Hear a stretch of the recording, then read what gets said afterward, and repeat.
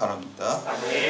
우리 사회에 여러 가지 문제가 많이 있지만 가장 중요한 것 중에 하나가 어떤 분열되고 양극화된 것들을 하나로 이렇게 연합할 수 있는 일들이 이루어져야 된다라고 이렇게 생각을 합니다. 우리 기독교의 하나님은 삼위일체 하나님이에요. 삼위일체라는 것은 사실 논리적이진 않죠. 셋이면 셋이고 하나면 하나지. 그게 셋이면서 하나고 하나면 셋이라고 말하는 것은 신비고 또 역설입니다. 그래서 그것이 이제 삼위일체 하나님인데 거기에 깊은 뜻이 있어요. 삼위일체 하나님 속에서는 이 세 분 하나님이 하나가 되는 거, 연합하는 거예요. 그리고 사랑으로 연합한다는 뜻이 있습니다. 그게 이제 우리 교회론에도 나와요. 그래서 우리 교회를 성경에 보면 한 몸이라 그러잖아요. 예수 그리스도를 머리로 하고 다양한 지체들이 있어요. 그러니까 다양성이 있지만 다양성을 다 존중하지만 예수 그리스도 안에서 사랑으로 하나 되고 연합하고 통일돼야 되는 것입니다. 예수님께서 기도하신 그 기도문의 전문이 나오는 게 요한복음 17장이에요. 근데 그 17장의 전체 내용이 예수님의 기도문인데 결론은 하나님 아버지와 내가 하나인 것처럼 저들도 그 제자들 또 이 사람들도 다 하나가 되게 하소서 그 기도를 드렸어요. 그래서 삼위일체 하나님 자체가 서로 사랑의 관계로 하나 되고 연합하는 것을 의미하는 것이고 우리가 교회도 다양성 속에서 또 통일성을 이루는 것이거든요. 그렇다고 한다면 우리 그리스도인들의 사명은 바로 예수님이 보여주시고 삼위일체 하나님이 보여주신 일들을 오늘날 우리가 속한 이 현장에서 행하는 것이 그리스도인으로 살아가는 것입니다. 그래서 예수님께서 우리를 위해서 대속하신 십자가가 의미하는 것도 하나님과 우리의 관계가 죄로 인해 단절이 됐잖아요. 그래서 그 우리의 죄값을 예수님께서 치르심으로 말미암아 하나님과 우리의 관계가 회복됐어요. 그걸 우리가 구원이라고 그래요. 그래서 우리가 분열된 곳에 가서 이웃과의 관계도 마찬가지죠. 이웃 간에도 이렇게 분열된 곳에 가서 우리가 화목하게 하고 하나 되게 하는 것이 피스 메이커가 되는 것이 성도의 사명인 줄 믿으시기를 바랍니다. 그래서 우리나라에도 이렇게 이제 분열되고 이제 뭐 이렇게 요즘에 뭐 진영으로 이렇게 나눠진 것들이 우리가 어느 진영에 있든지 다양성마다 다 존중을 하고 거기에 장단점이 다 있거든요. 그렇지만 공동의 목표를 가지고 우리 국민이 다 잘 살고 또 정의롭게 살고 이런 것 공동의 목표를 가지고 연합해야 되는 것입니다. 그래서 그거를 위해서 우리들이 기도를 해야 하고 또 노력해야 될 줄로 믿습니다. 그래서 이제 양극화 문제도 심각하고 또 그런데 이제 미국에 여러분 알다시피 이제 양당 체제잖아요. 민주당과 공화당인데 주로 이제 민주당은 가난하고 또 유색인종이라든지 흑인이라든지 히스패닉이라든지 어려운 사람들을 위한 포커스가 맞춰진 정책들을 많이 펼치고 있고 이제 공화당 같은 경우는 이제 뭐 백인이라든지 또 좀 중산층이라든지 혹은 또 이런 경제 성장 쪽으로 많이 이렇게 포커스가 이제 가 있잖아요. 일반 전반적인 색깔이 이제 그렇죠. 그래서 이제 지금은 이제 민주당 그 바이든 같은 경우는 이제 민주당 그쪽이지만 이제 공화당 정권이 있을 때 어떤 법안을 이제 통과시키려고 했냐면 좀 부자들을 위해서 상속세, 증여세를 감면해 주는 것을 이렇게 법안을 통과시키려고 했어요. 근데 반대하는 사람들이 한 80명 집단이 일어나면서 그 법안을 반대를 강력히 했어요. 근데 이제 그 법안을 강력히 반대한 사람들이 가난한 사람들이 아니라 부자들이 자기네들 혜택 주겠다 그러는데 상속세, 증여세 감면해 주겠다 그러는데 부자들이 반대. 자기네들이 최대 수혜자인데 왜 반대했냐 이렇게 보니까 우리가 이 미국이라는 사회를 통해서 많은 부를 얻게 되고 혜택을 많이 입었는데 우리가 세금을 내서 그걸 환원하고 싶은데 왜 그걸 못하게 하냐라고 반대를 했다는 거예요. 그래서 우리가 이거를 흔히 이제 노블레스 오블리주라 그러잖아요. 어떤 특권층 또 가진 자 또 그런 사람들이 사회적 도덕적인 더 큰 책임을 가지고 솔선수범하는 거죠. 원래 이 노블레스 오블리주라는 것은 그 로마 시대에 로마의 어떤 귀족이나 이런 사람들이 자기네들이 특권층으로서 귀족이나 뭐 왕족이나 이런 사람들이 이 서민들보다 앞장서 가지고 희생적으로 전투 같은 데 있어도 전쟁에 나갈 때도 왕이나 어떤 장군이 제일 앞에 나가가지고 진두지휘를 하는 거예요.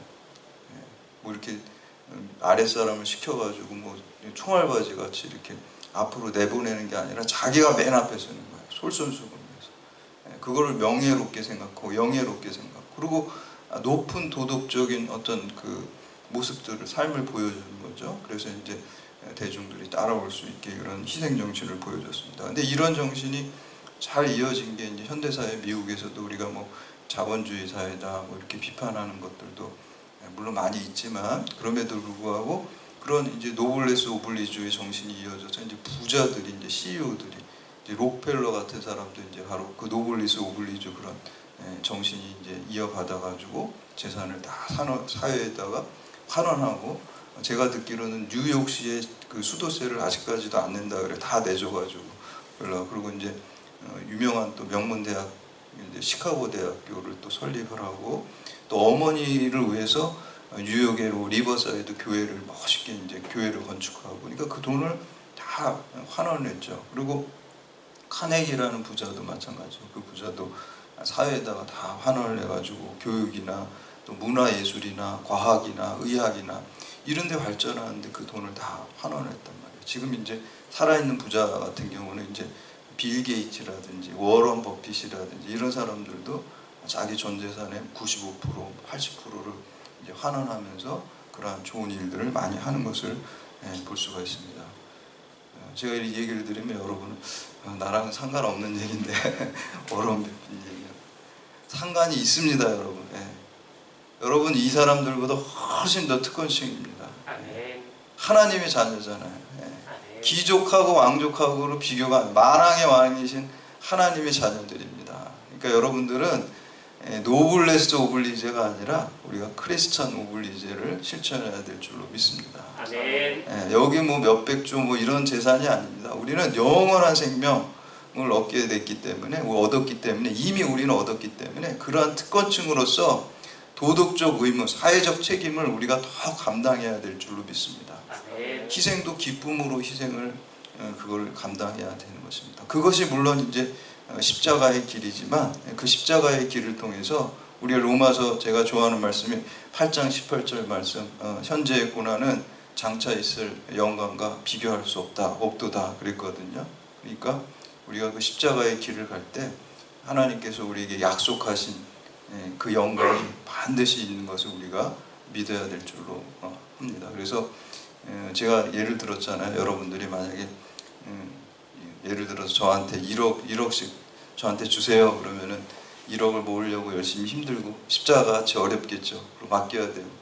그럼 제가 1년 있다가 1000조로 돌려드리겠습니다 이렇게 하면은, 그걸 믿으면 여러분들 1억 맡기는 게 십자가가 아니겠죠. 기쁨이겠죠. 1000조를 돌려준다는데.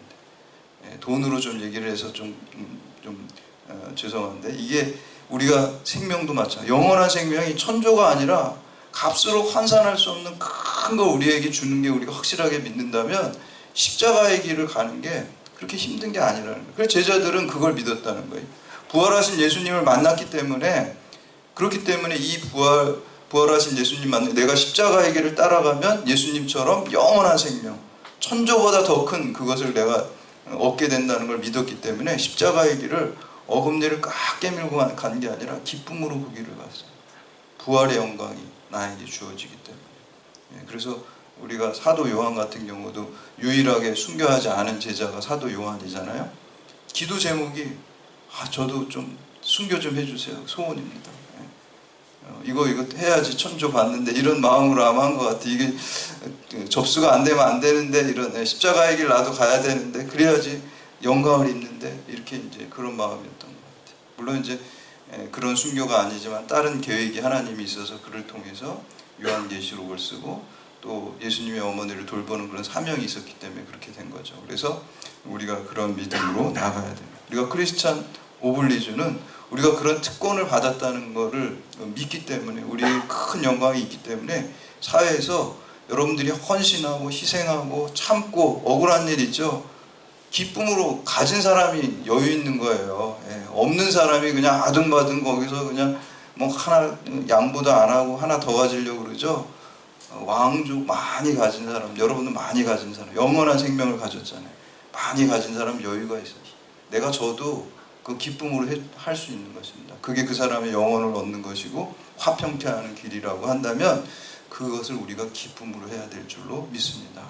그러니까 너무 이렇게 여기서 이렇게 쫀쫀하게 하면 안 됩니다. 우리는 큰 걸 받았기 때문에, 우리가 하나님의 자녀이기 때문에, 만왕의 왕이신 하나님의 자녀이기 때문에 우리가 노블리스 오블리주를 기쁨으로 실천해야 될 줄로 믿습니다.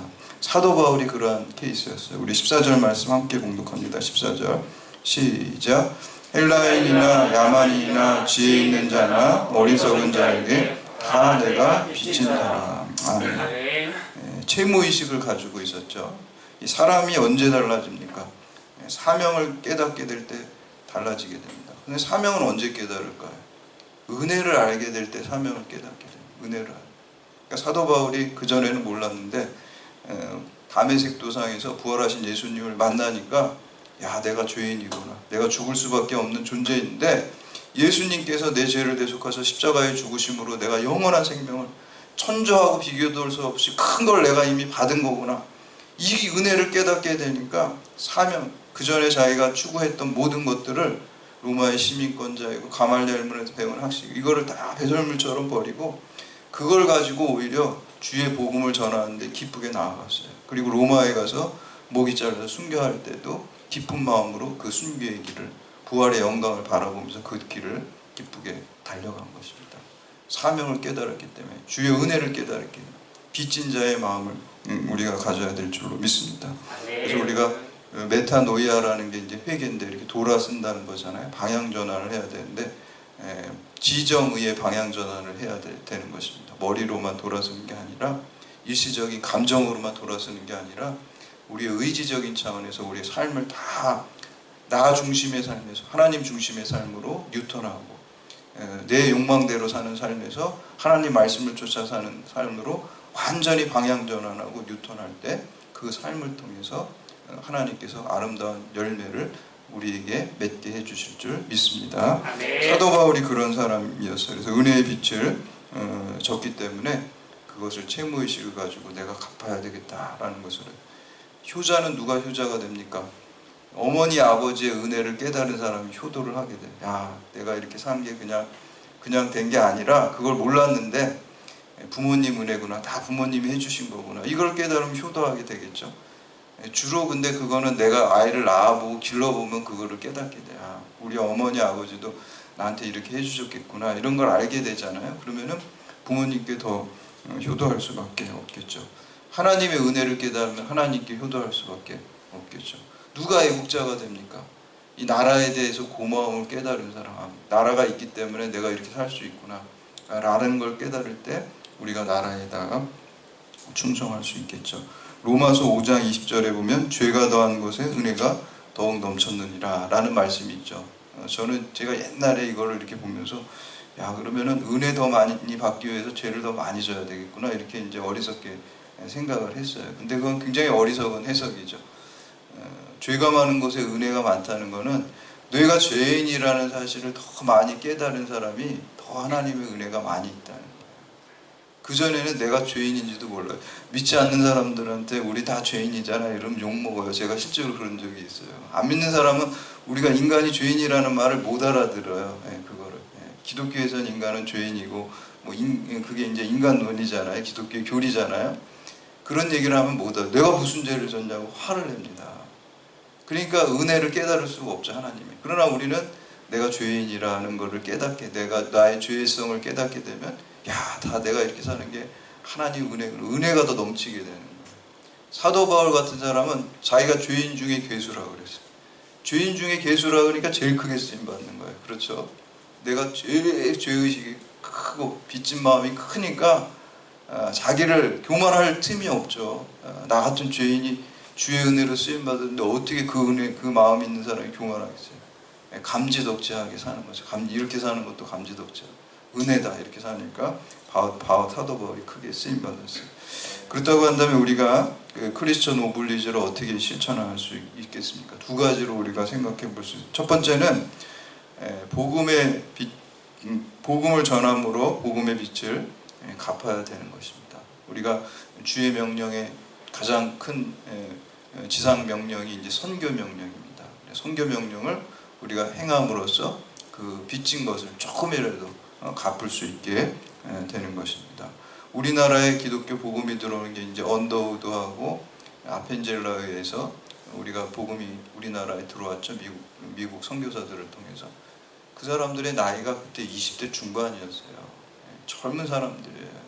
대학원생 정도 되는 나이의 사람들이 조선이라는 알지도 못한 가난하고 알려지지도 않은 나라에 와서 그 사람들이 여기서 헌신하고 모든 인생을 다 바쳐서 하나님의 미랄로 죽었을 때 그분들 덕에 우리가 이렇게 예수 믿고 구원받게 됐어요. 복음이 들어와서. 물론 더 나아가면 사도 바울도 있고 뭐 제자들도 있겠지만 우리나라의 복음을 가져온 그런 사람들이 있었기 때문에 오늘날 우리가 이런 혜택을 누렸어요. 그분들에게 우리가 빚진 마음이 있어야 돼요.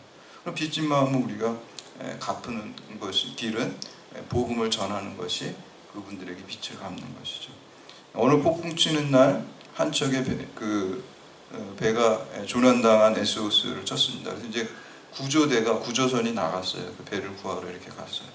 풍랑이 너무 심하니까 그 한 젊은 그 선원이 그 구조대원 중에 한 사람이 선장한테 구조대장이죠.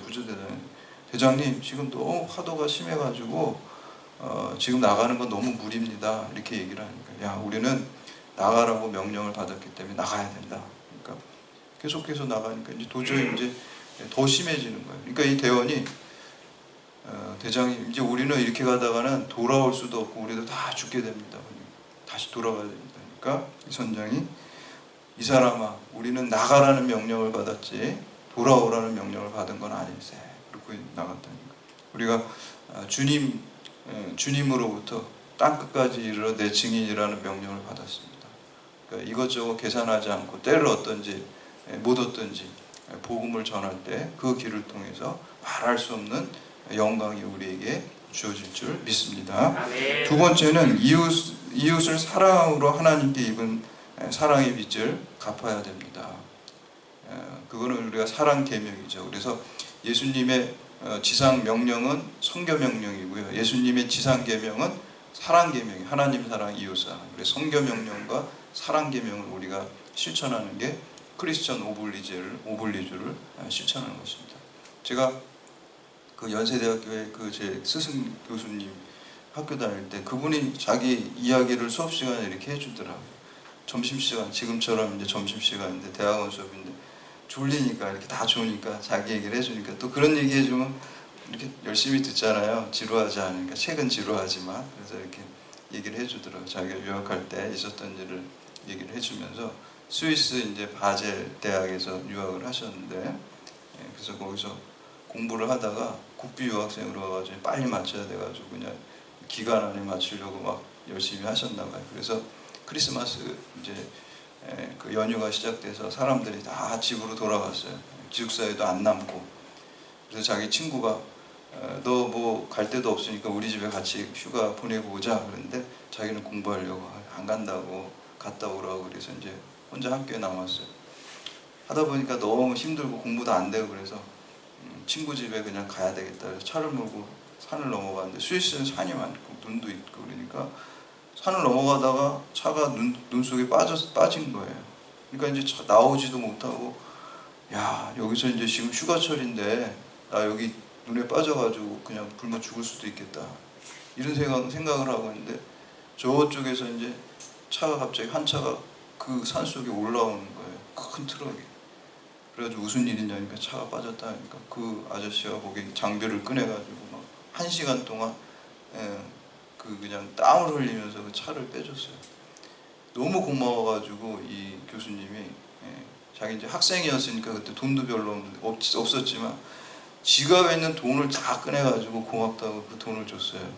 그러니까 그분이 깜짝 놀라면서 이 돈을 왜 나한테 주냐고 그래서 제가 너무 고마워가지고 이거 돈을 드린다고 그러니까 이거 돈을 나한테 주지 말고 너도 이렇게 어려운 일에 처해 있는 사람한테 도와주면은 그게 나한테 갚는 거다 이렇게 얘기하고 떠났다는 거예요. 우리가 예수 그리스도의 십자가의 은혜를 갚는 그 방법 그것은 이웃을 사랑하고 어려운 사람을 돕고 실천할 때 우리가 그것을 주님께 조금이라도 100만 분의 1이라도 갚는 길인 줄 믿으시기를 바랍니다. 그래서 그러한 채무 의식을 가지고, 그래서 예수님께서 뭐라 그랬어요? 지극히 작은 자 하나에게 한 것이 곧 나한테 한 것이라 그랬어요. 지극히 작은 자, 별 볼 일 없는 사람이라고 우리가 생각하는 그 사람, 모든 사람 한 사람 한 사람은 천하보다 귀한 거예요. 그래서 세상적인 외모를 보면은 그거는 기독교적인 관점이 아닙니다. 하나님은 중심을 보시고 영혼을 보시기 때문에 세상의 관점이 아니라 하나님의 관점을 가지고 그 사람을 주님 대하시지 하는 것이 노블리스 오블리주를 실천하는 길입니다. 선교하고 사랑하고. 중국의 명말 청초의 그 철학자 중에 고연무라는 사람이 있어요. 이 사람은 인간에 있어서 모든 도덕적 오류는 치자, 이렇게 그 수치할 때 부끄러울 치자 있잖아요. 그 치자를 잘 모르는 데서 기인한다 그랬어요. 다 거기서 원인이 있다는 거예요. 사람들이 부끄러움을 모르는 데서 문제가 발생한다. 도덕적 과오들이 발생한다. 그러면서 그 사람이 그 책에다 그렇게 써요. 뭐 불치, 악이, 악식이요, 뭐 이렇게 얘기를 하는데, 우리가 나쁜 옷을 입고 나쁜 음식을 먹는 것이 부끄러운 게 아니라 내가 기득권자로서 이 일반적인 보통 사람들에게 혜택을 다 가게끔, 내가 누리는 혜택을 그 사람들에게 다 가게끔 돌리지 못하는 게 그게 부끄러운 것이다 얘기를 했습니다. 여러분, 우리가 그리스도인으로서 좋은 차 타고 좋은 집에 살고 좋은 옷을 입지 못하는 게 그게 부끄러운 게 아니라는 거예요. 그건 부끄러울 게 아니라는 거예요.